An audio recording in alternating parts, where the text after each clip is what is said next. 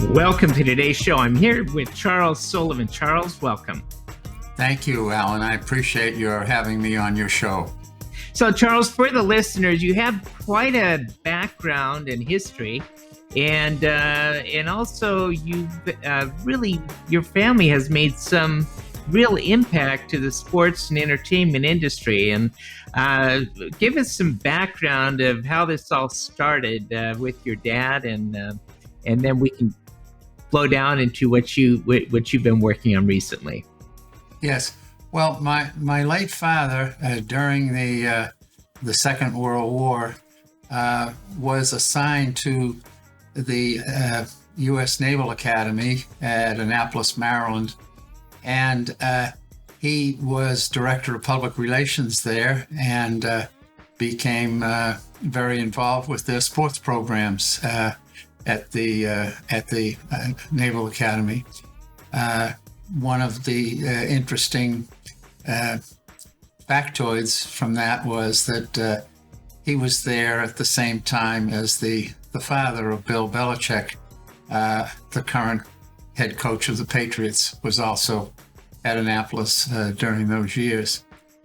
And he had been involved in organizing, promoting the collegiate varsity sports programs of the Naval Academy, and he had done such an extraordinary job in that capacity that the Boston Braves baseball team, which was then owned by a fellow named Louis Perini, a famed contractor, engaged him to become director of public relations for the Boston Braves.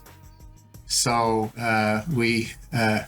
our family moved from Silver Spring, Maryland, to Boston to take up the position of the publicity director for the Boston Braves baseball team.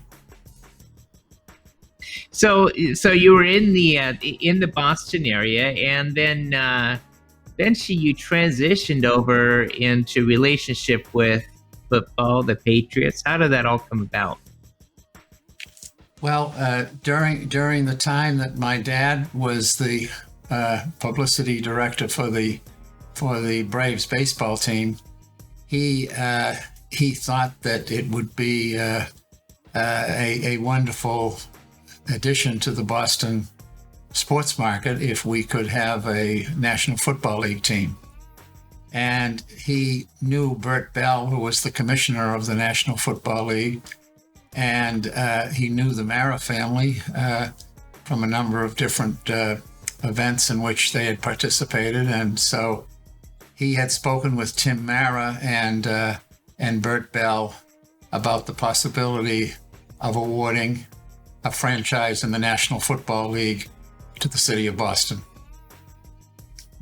And as it turned out, both Tim Mara and Bert Bell passed away during this time period, and the American Football League, which was organized by Lamar Hunt from the famous Hunt oil family in Dallas, Texas.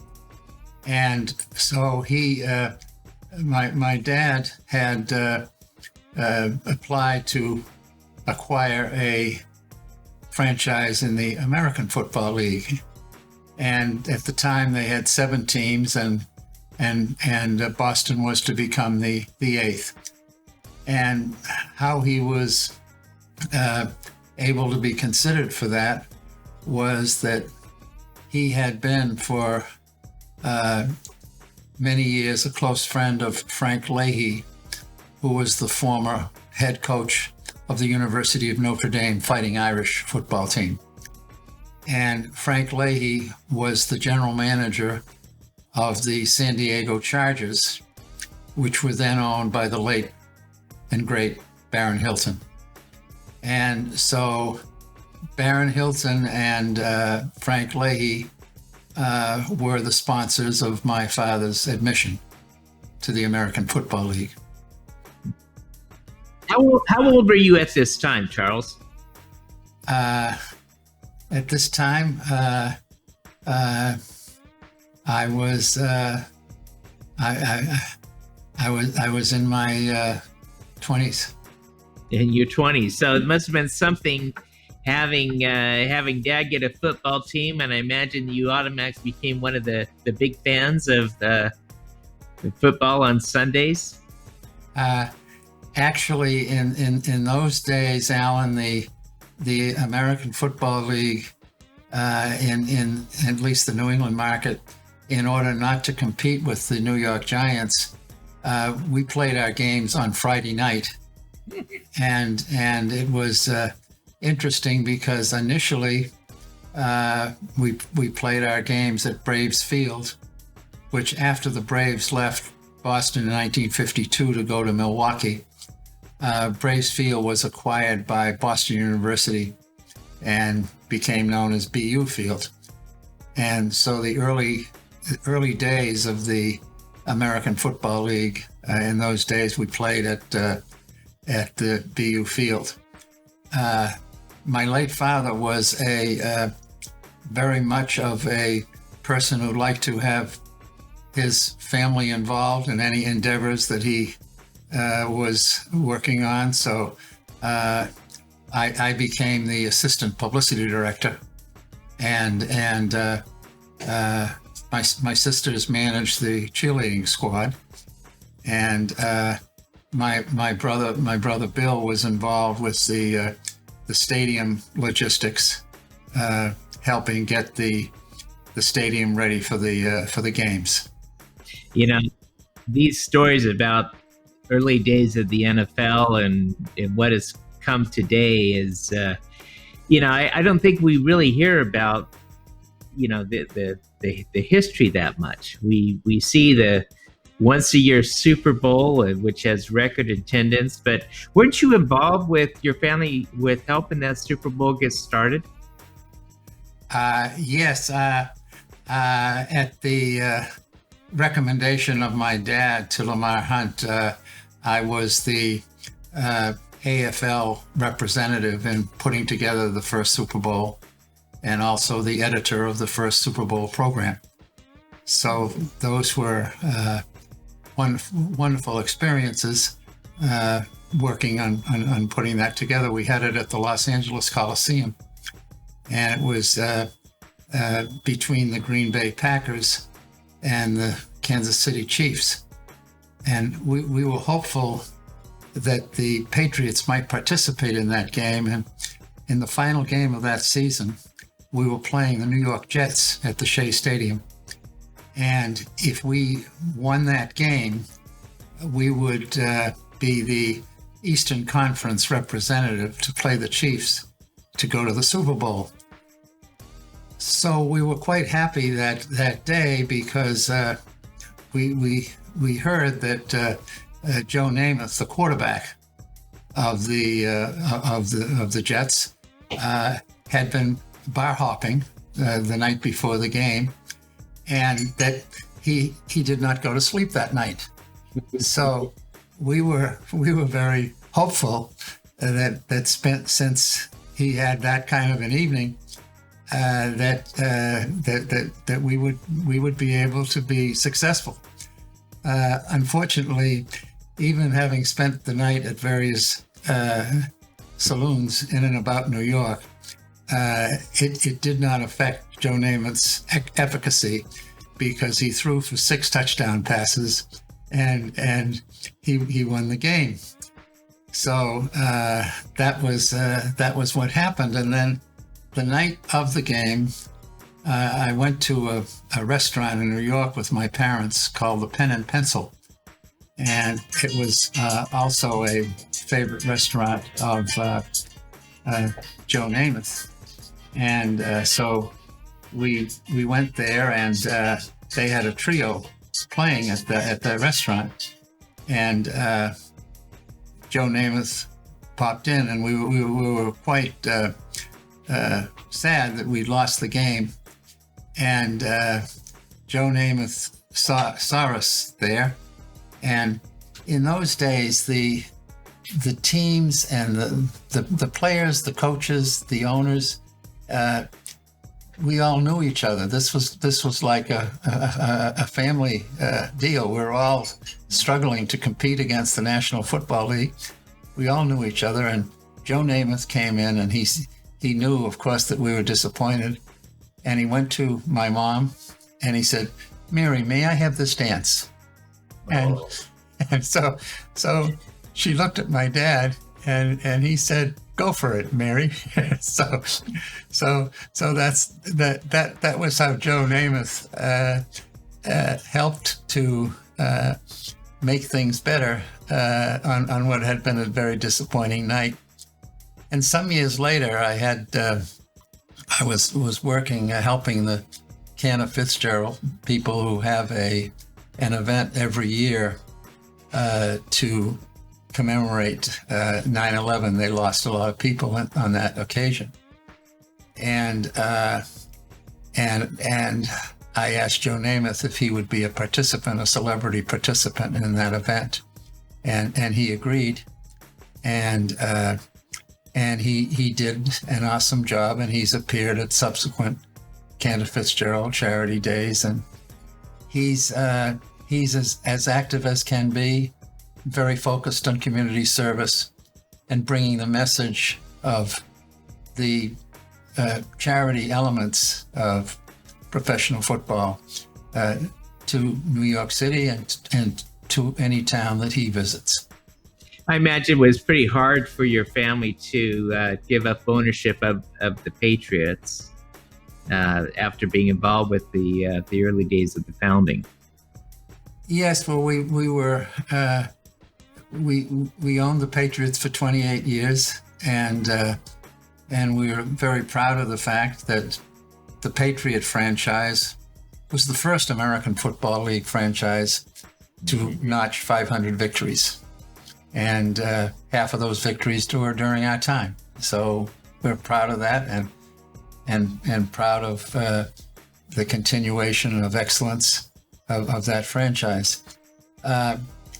We still have an involvement in football. My brother Patrick is the founder and owner of a company called Game Creek Video, which provides production services for the television networks that are covering the National Football League and Major League Baseball and the NBA.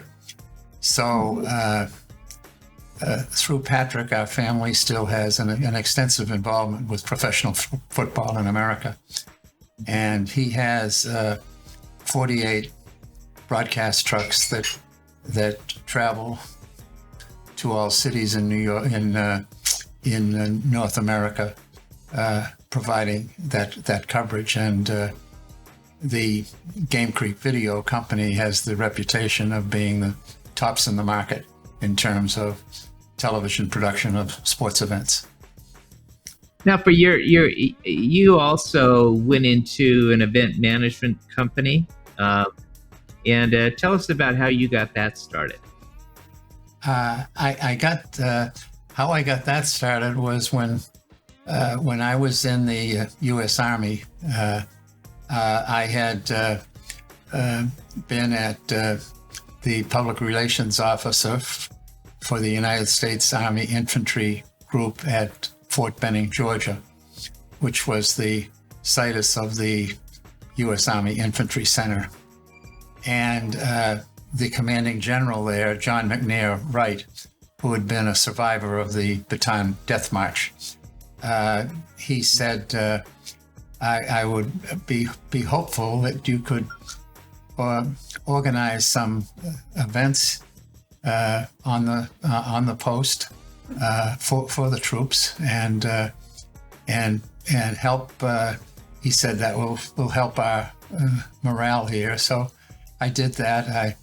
I got the Up With People group that to come and perform at the post, and I got Laverne Baker, who was a famous pop singer in those days, and Laverne and her band came, and we sent a Chinook helicopter to this nightclub in in Atlanta called the Diamond Club, and we made arrangements with the Fulton County Police Department for that time to have no cars in the parking lot. So suddenly a Chinook helicopter arrived and took Laverne Baker and her band to Columbus, Georgia, the site of Fort Benning. And we had every soldier on the post that came to that event. It was a great event. And also during those times, John Wayne had selected Fort Benning as the situs for the filming of his legendary film, The Green Berets. And I had the wonderful opportunity as the Army liaison officer to work with John Wayne on the filming for The Green Berets. And we had an awesome cast. In addition to John Wayne, we had Aldo Ray and Ann Margaret and David Hutton. And we had a great cast and a great experience. One of the things that happened during that time was that we were getting into August, and the trees were starting to turn. And so John Wayne said to me, I don't know what we're going to do with we're having this problem with fall is coming, and this is supposed to be Vietnam. And so I said to him, well, Mr. Wayne, we can paint the trees. And he said, you can do that? I said, well, I have an order signed by Robert McNamara, the Secretary of Defense, that I am to accord maximum support to this project. And we have 80 helicopters here, so we'll paint the trees. That's what we did. Oh, that's a good story, one that you often don't hear. So you went on, and I understand you were also involved with when Michael Jackson did his tour of Europe. Your company helped to get that organized. Well, we actually, Alan, we produced the tour of North America. It was called the Victory Tour, and we had over 2,500,000 people coming to sold-out stadiums throughout America and Canada, and it was a tour that had a business model which has since been replicated by other producers, but basically, rather than have each city with a promoter making a local bid for promoting a tour in that city, this was done on a national basis, so that my company was the national promoter, and we subcontracted with local promoters for the logistical services, but we managed the tour, we promoted the tour, and we funded the tour, and that was how it happened. And we had a great run. All of the shows were sold out. The opening night was in Kansas City, and that was organized through our dear family friend Lamar Hunt, who owned the Chiefs and also had the management rights on the Arrowhead Stadium, which was the home of the Chiefs. And the opening night was sold out, and we had over 250 media people from all around the world. One of the interesting stories from that time was that when we played in Chicago at Comiskey Park, which is owned by my friend Jerry Reinsdorf, we played in Chicago the night before, the day before, Oprah Winfrey called me and she said, could you arrange to have Michael Jackson appear on my show? And as I'm sure you remember, the Oprah Winfrey show was in those days was the most highly rated television show in America. And so I said, well, I'll ask him and see what he says. So I asked Michael, and Michael said, well, he said, that is a great honor that I'm being asked to appear on the Oprah Winfrey show. He said, but he said, it would be better if you appeared, because it is immodest for me to speak about my accomplishments. He said, I'm proud of them. But if I appear on her show and speak about those accomplishments, it looks like I would be bragging and boasting. So he said, you can do a better job and than I could about telling of my accomplishments. And so that's what happened. I appeared on the Oprah Winfrey show promoting Michael Jackson. Well, that's a great story. Now, recently with COVID, I imagine that this has had a lot of impact to what you're doing with the premier event management. Obviously, it's any owner of a stadium or big production. How have you coped with that, Charles? Well, it has affected us. One of our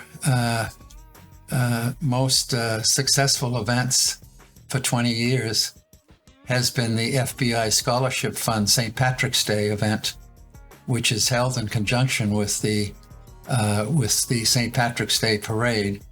And that event provides money for scholarships for 28 sons and daughters of former FBI agents who died in the line of duty.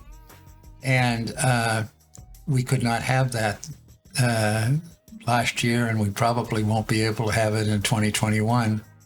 And that was important both from the standpoint of the charitable beneficiary, but also in terms of the support we received from the sponsors for that event. The primary one of which was a fellow here in New York called John Katzmatidis, and he's the head of the Red Apple Group, and he's been the sponsor for the St. Patrick's Day event for many years, and he also sponsors our annual Chinese New Year concert at Carnegie Hall.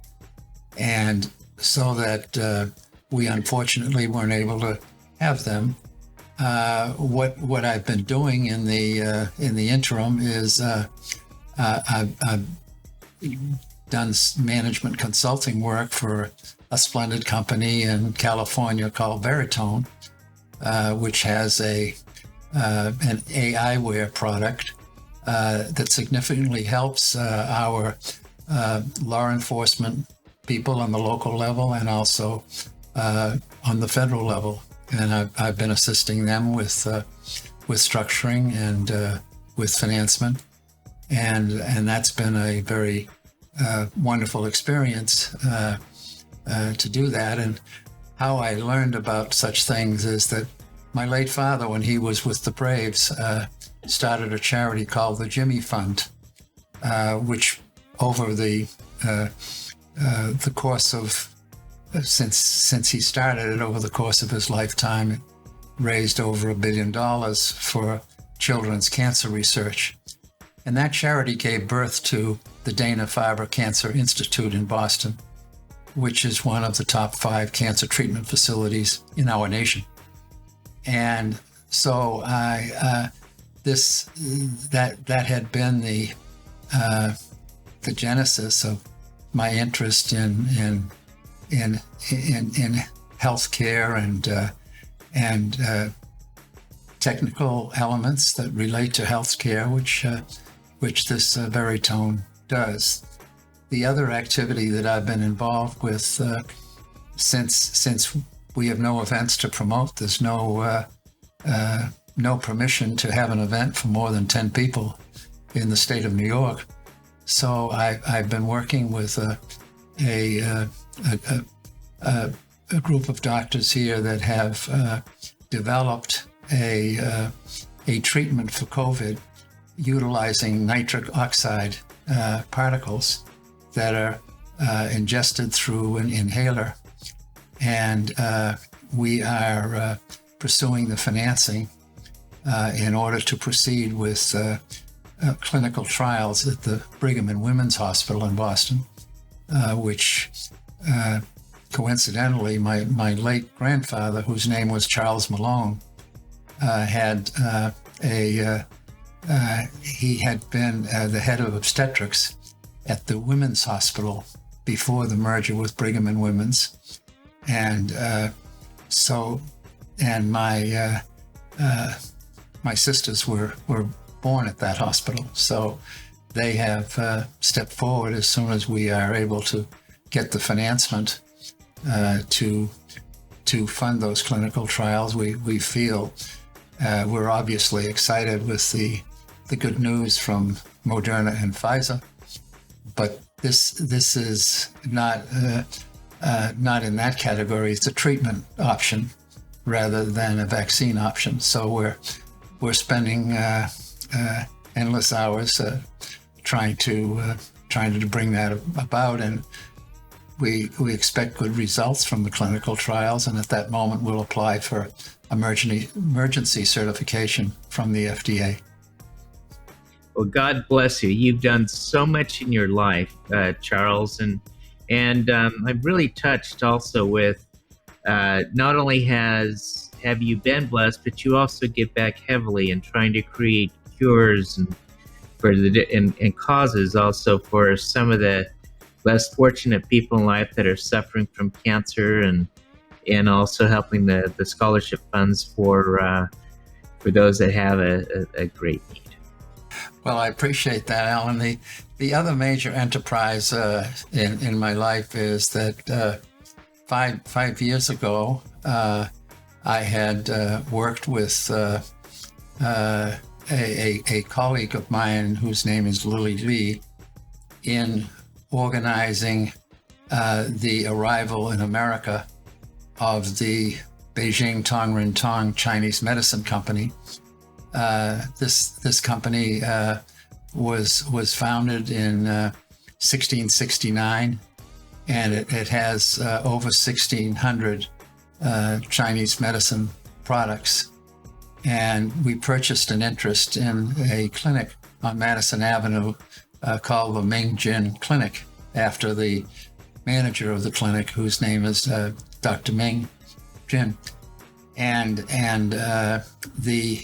we've found that combining traditional Chinese medicine with Western medicine, with immunotherapy and chemotherapy, has had beneficial results. And we're currently working with Memorial Sloan Kettering to do some clinical trials combining the traditional Chinese medicine with immunotherapy and chemotherapy. So that's been an active endeavor for us, and this clinic has the best practitioners of traditional Chinese medicine in all of North America. So we're proud of the accomplishments of that wonderful clinic.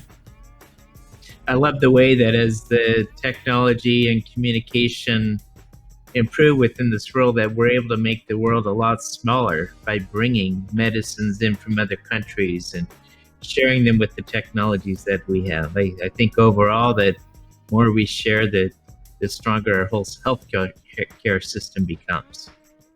I feel the same way, and I'm very fortunate to have had in my projects also the help and support of my colleague Alan Brown, who was also kind to introduce us. So kudos to Alan, kudos to you. Thank you so much for the interview. I'm most grateful.